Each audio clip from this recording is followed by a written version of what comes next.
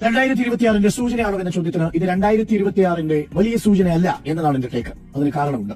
അതിലൊന്ന്, നിലവിലുള്ള നമ്മുടെ കണക്കുകൾ നമ്മളൊന്ന് പരിശോധിച്ചു നോക്കാം. 2021 നിയമസഭാ തെരഞ്ഞെടുപ്പിന് ശേഷം LDF-ന് 10,000-ലേറെ വോട്ടുകൾ സമ്മാനിച്ച് എത്ര മണ്ഡലങ്ങളുണ്ടെന്നറിയാമോ?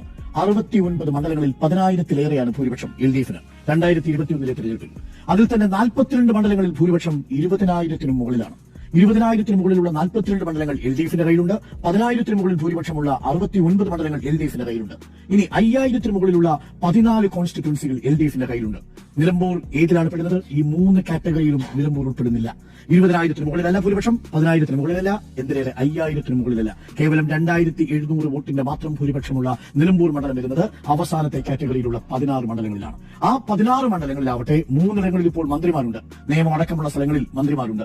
ആ 16 മണ്ഡലങ്ങളാണ് നിലവിൽ ഏതെങ്കിലും തരത്തിൽ UDF-ന് വലിയ പ്രതീക്ഷകൾ വയ്ക്കാവുന്ന ഒരു കാറ്റഗറി എന്ന് പറയുന്നത്. അപ്പോൾ നിലമ്പൂർ എന്ന് പറയുന്നത് UDF-ന്റെ വിജയസാധ്യതയുള്ള കഴിഞ്ഞ തവണ LDF-ന് 5,000-ൽ താഴെ ഭൂരിപക്ഷം കൊടുത്ത മണ്ഡലങ്ങളുടെ പട്ടികയിൽപ്പെടുന്നതാണ്. അതുകൊണ്ട് ആ രീതിയിൽ 98 സീറ്റുകളോളം ഭൂരിപക്ഷമുള്ള ഒരു മുന്നണിയെ സംബന്ധിച്ച് 2,700 മാത്രം ഭൂരിപക്ഷമുള്ള ഒരു മണ്ഡലത്തിലെ തിരിച്ചടി എന്ന് പറയുന്നത് ഒരു വലിയ സൂചനയല്ല എന്നുള്ളതാണ്.